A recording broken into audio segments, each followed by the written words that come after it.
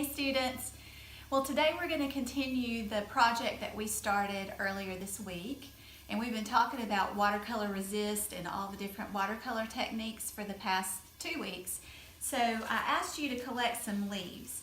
So the ones that I collected last week look like this, and they're all kind of shriveled up, and you may have some like that, and they're usable, but they're just not as colorful once they get like that. So you can see the difference between one that I picked last week and one that I got today.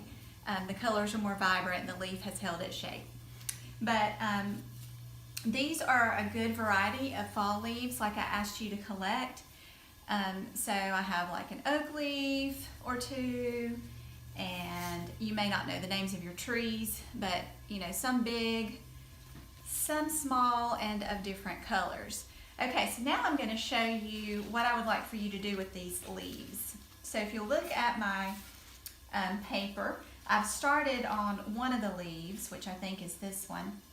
So as we did on Tuesday, and if you're just starting this today, go ahead and lay your leaf on the paper, and we're going to just put them around the page in an interesting way, and we're going to use that art principle of rhythm. So when I started tracing this one, I laid my leaf kind of to the edge. It can go off the page and exit the page a little bit if you would like. And then I just simply traced around the outline very closely.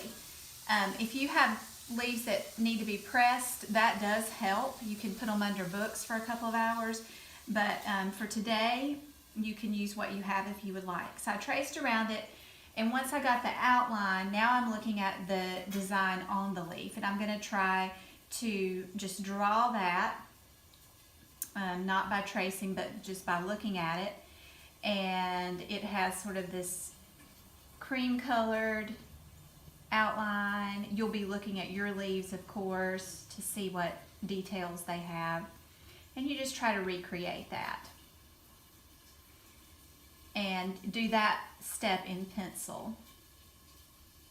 Okay, so once I'm satisfied with that, I'm going to move on to the next leaf. I'm going to choose this leaf here, and I'm going to lay it on the page kind of like this. And again, I'm going to trace my leaf, the stem, and you just have to kind of hold your leaf down firmly in the area that you want to trace, so that it doesn't slide around the paper. Some leaves have a lot of little details, while others are simpler. And this one has kind of a intricate detail on the edge.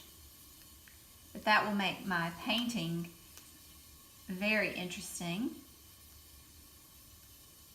And it is best to work on them before your leaves get crunchy, because they will crumble if they're crunchy.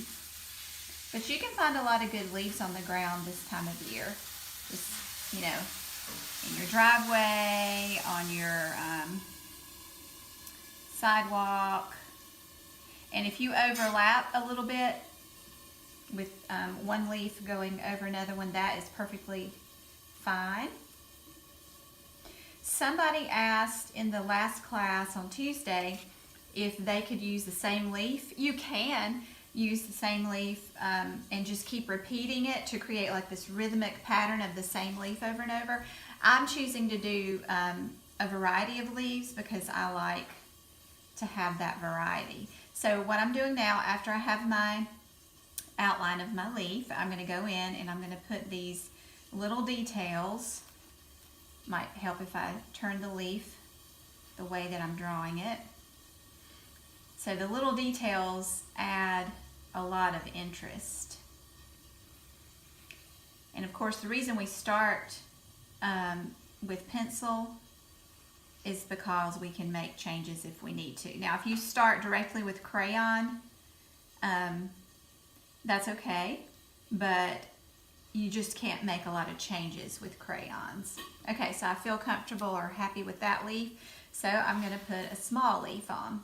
And you see how this is kind of going. And since I had that one turned inward, I'm going to make this one point outward or to the edge of the paper, just for more interest. And I'm tracing very carefully. This one's a lot simpler to trace than the one I did just right before this one. Don't forget the little stem. Okay, and then again, I'm going to look at my details. And I may not put every little black speck or whatever that I see on there, but I am going to put these little veins that I see. So they are there, okay? And then, let's see, I'm going to do this one because it's a different shape. I'm going to let it kind of go this direction. And again, I didn't mind if it overlapped that other leaf stem.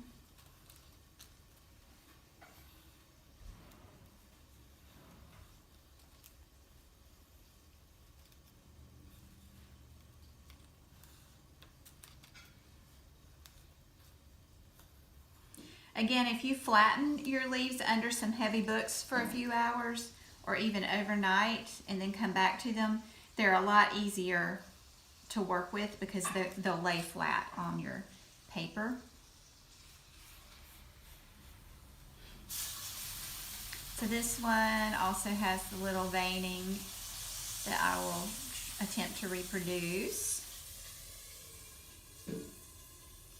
And it even has little veins coming out from the other veins.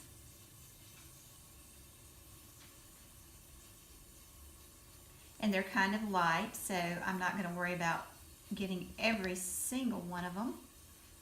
But I do want to give it a realistic look.